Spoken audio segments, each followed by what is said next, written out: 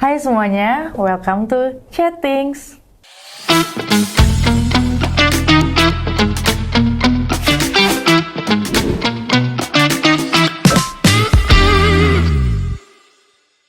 Halo Mas Yosua, apa kabar? Halo Mbak Rina. Baik kok, baik. Mbak Rina gimana kabar? Alhamdulillah baik. Terima kasih sebelumnya sudah datang di program Chattings kita ya Mas. Ya. Iya. Untuk Ings People yang belum tahu, Mas Yosua adalah seorang CTO dan co-founder dari storyjourney.ai. Yeay. Yay. Mas, boleh nggak dijelasin ke kami apa sih storyjourney.ai itu? Mungkin Ings People kan belum tahu ya. Ya, jadi storyjourney.ai itu aplikasi web yang kami buat gitu ya untuk membuat learning video dengan cepat dari materi-materi pembelajaran. Ya, jadi kita fokuskan itu awalnya emang untuk membantu edukator atau guru gitu ya untuk mengajar di kelas ataupun secara daring gitu ya, membuat konten yang visually menarik dari mungkin materi-materi mereka yang lebih tradisional, dan itu sebagai companion mereka untuk mengajar lebih engage ke studentnya mereka. Oke. Cukup menarik ini. Hopefully ya. Kalau boleh tahu kan akhir tahun 2024 kemarin aku dengar-dengar storyjourney.ai ikutan Apikta ya. Oh iya. Apikta yang di Brunei kalau nggak salah ya, di Brunei. Benar di Brunei. Kebetulan founder kita Pak Dr. Ifik Arifin jadi head judge juga di sana, dan ada Pak Didi Partono juga ke sana gitu. Boleh nggak diceritain Mas?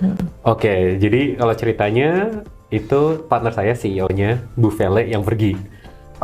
Jadi aku di sini yang karena ada kesibukan lain juga, kita harus bagi tugas gitu kan ya. Jadi di sini banyaknya ngejagain servernya dan segala macam gitu loh. Mastiin aja gimana Bu Vel pas presentasi semuanya aman gitu kan ya. Nah, tapi mungkin aku bisa cerita sedikit dari apa yang Bu Vel gambarkan gitu ya. Mungkin mulai dari situ. Jadi selama ini kan kalau Apikta itu mungkin singkatannya kan Asia Pasifik ICT-nya itu apa ya? Aku lupa. Informatika, communication atau apa gitu ya.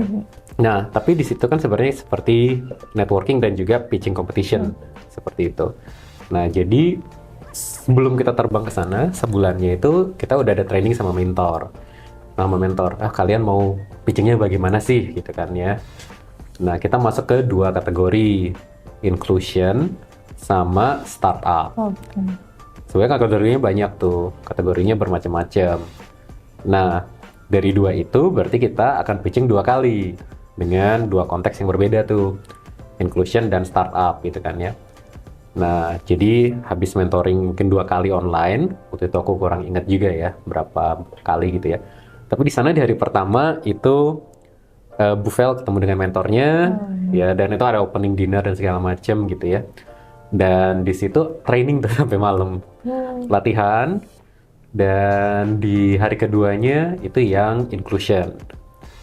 Jadi pitchingnya di situ fokus ke inclusion, katanya sih tegang segala macam gitu ya. Jurinya juga bisa dibilang orang-orang yang emang udah berpengalaman di bidang itu gitu kan ya.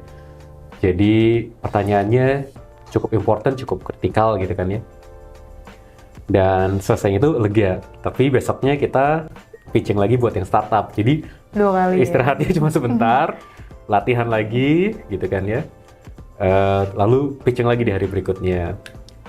Nah, di hari terakhir itu berarti kan yang masa-masanya kayak ini celebration-nya, awarding night-nya gitu kan ya. Jadi kita sangat surprise kita dapat untuk yang inclusion gitu ya. Karena kita berharap banget tuh yang startup. Tapi inclusion pas dipanggil kaget. Aku pun juga nonton online gitu kan. Streaming dari Indonesia. Streaming gitu ya. Kayak wah Bu Vel mana nih nggak muncul gitu di kameranya. Tapi ya, inclusion, dan itu sebelum kita yang juara ketiga itu Elwin ya kalau nggak salah ya. Dan habis itu dari Indonesia juga, terus kita di posisi kedua di inclusion. Jadi happy kan, udah happy duduk. Terus nggak lama habis itu untuk yang startup Dipanggil lagi. Oh, dapat 2 dong. Dapat 2. Wah, keren. Kita dapat 2. Kita dapat Merit Startup of the Year di Apikta sama yang Inclusion Award. Oke. Iya. Jadi bawa 2 hadiah. Iya, jadi aku aja yang nonton online dari rumah kayak happy juga sih. Ya.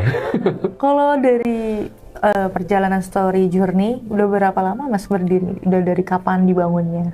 Kapan dibawanya ya? Jadi mulai mungkin lebih relevan kalau kapan mulai programmingnya dan macam-macam kali ya. Jadi itu mulainya itu Lebaran tahun lalu tuh kapan ya? April ya?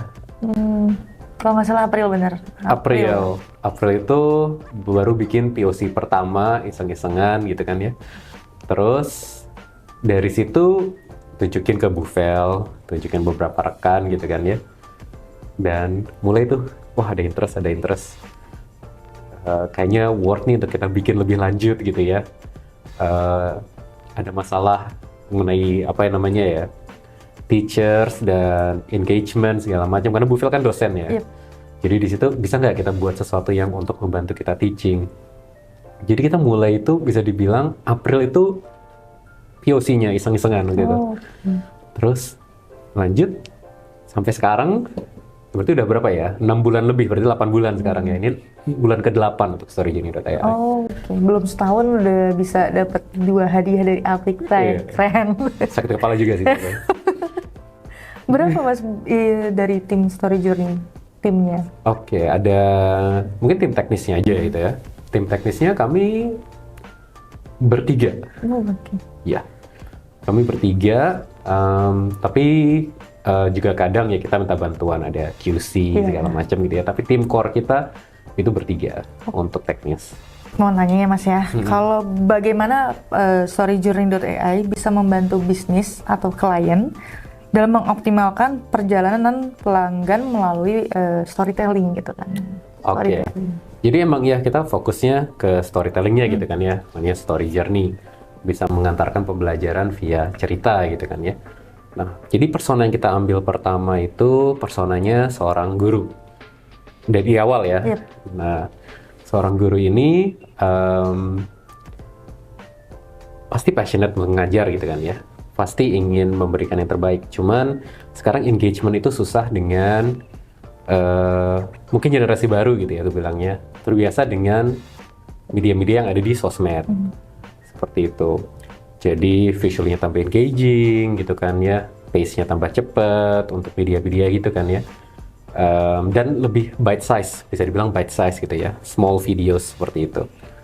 Nah, tapi guru pun, persona yang kita ambil waktu itu, guru pun nggak punya banyak waktu ataupun tools untuk membuat sesuatu yang semenarik itu, mungkin untuk pembelajaran di kelas atau mungkin untuk PR atau daring gitu kan ya. Jatuh-jatuhnya mungkin PPT lagi gitu kan ya, ataupun ya whiteboard, tools-tools yang tradisional, mungkin buku atau textbook gitu kan ya.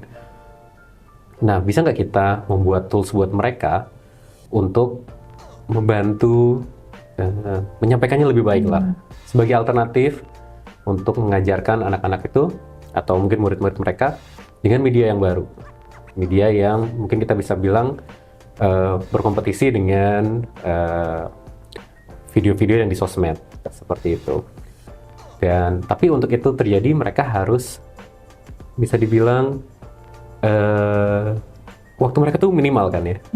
Waktu untuk edit video itu nggak ada, mungkin rekamin mereka sendiri atau animasi itu bukan kerjaan utama mereka gitu kan ya.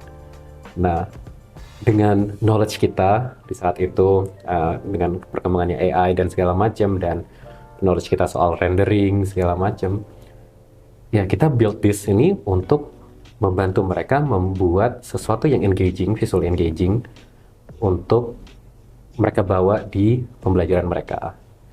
Seperti itu. Jadi harapannya mereka juga save time, dapat engagementnya studentnya mereka, dan lebih produktif lagi waktunya gitu ya, antara untuk personal time atau untuk kerjaan guru yang lain gitu ya, administratif mungkin atau apa. Dan intern kalau mungkin waktunya mereka pun lebih produktif, untuk sekolah pun bisa lebih produktif juga gitu kan ya. Jadi guru juga kadang-kadang handle yang bagian-bagian sosial dan lain-lain seperti itu. Jadi ya seperti itu, membantu mereka untuk lebih engage student, save time, dan juga lebih produktif. Oke, kalau untuk awal inspirasinya tuh Mas, sebenarnya kalau Mas Joshua pertama kali menjalankan storyjourney.ai itu apa yang pertama kali tantangannya gitu? Ya, jadi tantangan pertama sebenarnya itu mungkin di clash antara teknis dan produk untuk user. Mungkin kalau aku boleh jelasin dikit itu, mungkin user habis kita ke market, kita coba bikin workshop, segala macam, ngejalan story journey. Oh, mereka perlunya ini nih. Kayaknya mereka tertariknya ke sini. Tapi secara teknis, mungkin kita tahu, atau mungkin orang teknis tahu, wah ini susah nih bikinnya kayak gitu kan ya. Waktu kita berapa banyak, resource kita berapa banyak gitu ya.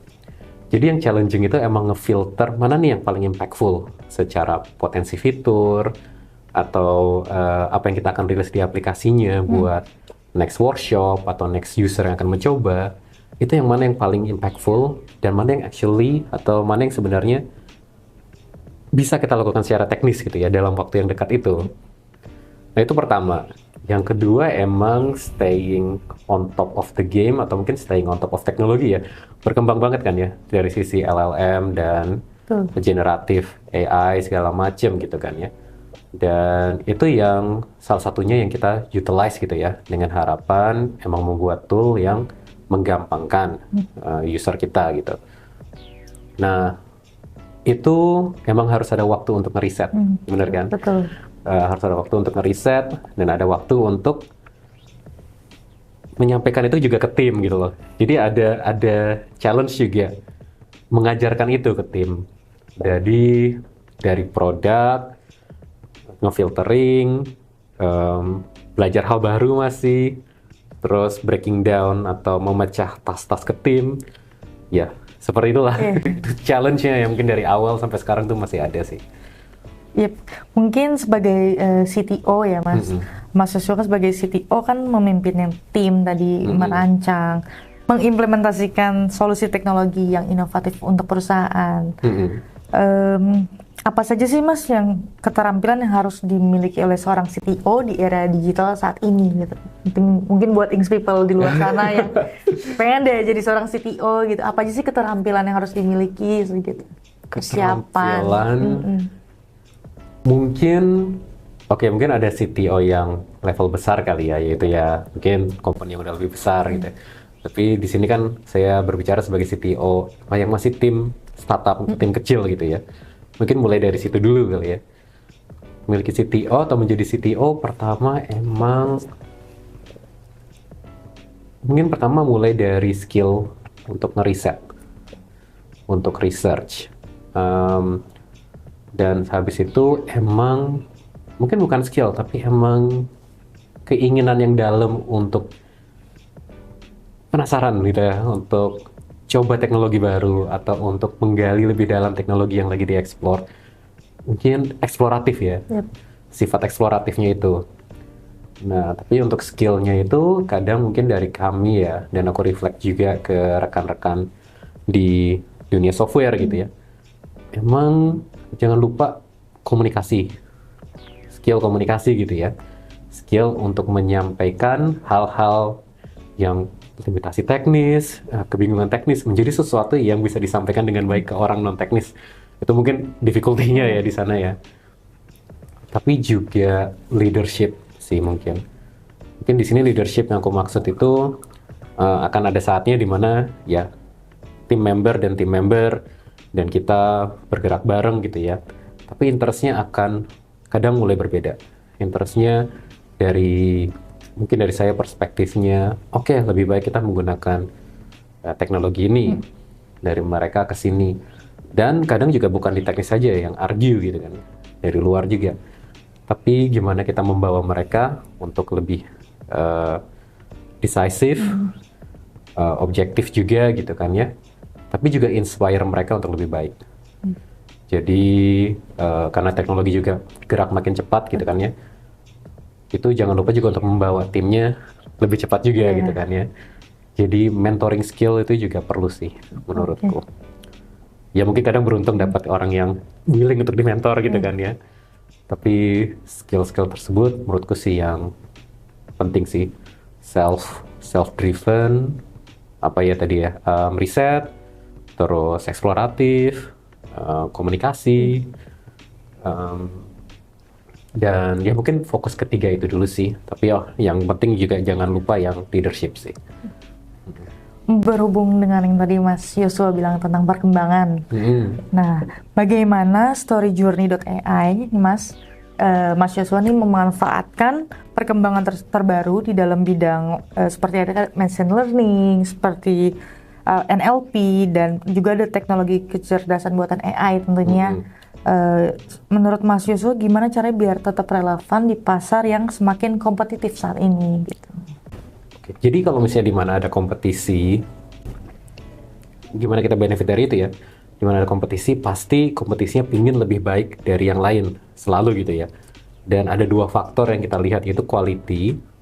Contoh mungkin ya dari LLM aja lah. Nah, mungkin ada, sekarang pasti udah tahu yang besar-besar ya, ada dari Google, OpenAI, segala macem. Mereka selalu compete untuk menjadi lebih baik. Dan mereka compete-nya, pasti yang kita dapat itu quality atau cost yang lebih murah. Jadi itu dimana kita benefit dari kompetisi yang ada sekarang. Kita bisa dibilang kita selalu menunggu dari mereka implement sesuatu yang lebih baik, gitu kan ya, memberikan sesuatu yang lebih baik dengan cost yang lebih murah. Dan kan juga nggak stop di situ juga gitu kan ya. Generative AI sekarang emang lagi berkembang banget gitu kan ya. Dari image generatif, voice, terus juga sekarang video juga gitu kan ya. Goal kita masih sama, yaitu emang untuk memberikan aplikasi yang bisa memberikan visual media atau video untuk guru atau edukator bawa untuk mereka mengajarkan sesuatu lebih baik gitu kan ya. Dengan save them waktu gitu. Nah, tapi dengan adanya generatif lagi yang lebih baru, kualitinya nambah, kompetisi baru datang, itu hal yang kami benefit sebenarnya. Karena lebih banyak lagi yang kita bisa compile untuk memberikan solusi buat mereka yang kualitasnya pun juga lebih baik dan juga hopefully juga lebih affordable gitu kan. Jadi itu sih yang menurutku sangat beneficial, atau gimana kita benefit dari kompetisi yang going on sekarang. Oke, mungkin untuk pertanyaan terakhir Mas Yosua, menurut Mas Yosua dengan tadi kita udah bahas tentang perkembangan teknologi zaman sekarang yang semakin canggih, muncul tren-tren baru IT, dan tadi ada background pendidikan yang bikin ide untuk salah satu yang bikin story journey, itu kan backgroundnya tadi ada dari pendidikan gitu ya Mas. Bagaimana sih Mas untuk pesan-pesan dari Mas Yosua supaya kita selain melek teknologi juga harus berani dengan ada kemajuan zaman, jadi biar kita nggak di zona yang itu aja. Oke. Menurutku sih dari misalnya kayak ketakutan untuk mencoba sesuatu gitu kan ya, dan ketakutan itu mungkin banyak faktor gitu kan ya, mungkin masuk ke individunya sendiri atau bagaimanapun gitu. Tapi menurutku kan kita di akhirnya yang kita harus terima itu kan kita bikin pilihan atau decision itu dari pengetahuan kita sendiri gitu ya, atau mungkin dari apa yang kita pernah explore sendiri. Jadi kalau misalnya takut untuk explore atau mungkin nggak berani untuk mencoba hal baru, gimana kita mungkin bisa decide itu untuk diri kita sendiri gitu kan. Mungkin pesanku sih simple, jika emang ada ketakutan seperti itu atau ada worry, coba berikan 5 menit lah untuk mencoba gitu ya.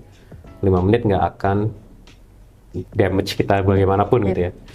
Tapi selama 5 menit itu sehabis mencoba, mungkin coba pikirkan juga gimana sih ini sebenarnya bisa beneficial buat saya. Dimana di bidang saya ini sebenarnya bisa saya coba untuk membuat mungkin ya hidup saya lebih gampang, kerjaan lebih simple, dan seperti itu. Karena ya in the end atau di akhirnya AI ini dirilis sebagai tools. Dan tools itu bisa digunakan buat positif atau negatif gitu kan. Tapi ya dimana kita udah melihat itu beneficial buat kita dan kita punya pendirian yang positif gitu ya, menurutku itu bisa sangat beneficial sih buat siapapun yang udah berani mencoba gitu ya. Jadi coba spend sekitar 5 menit atau sampai 10 menit jika emang melihat hal baru dan takut mencoba itu. Mungkin di tengah-tengah bakal sadar kayak oh iya ya, nggak so bad gitu ya. Tapi mungkin juga sebaliknya. Tapi paling tidak udah mencoba gitu kan. Iya, betul. Iya. Oke, Mas Joshua, terima kasih banyak sudah hadir di chatting hari ini untuk Ings People. Banyak banget ilmu yang bermanfaat hari ini dari Mas Joshua. Semoga juga bermanfaat untuk Ings People di rumah.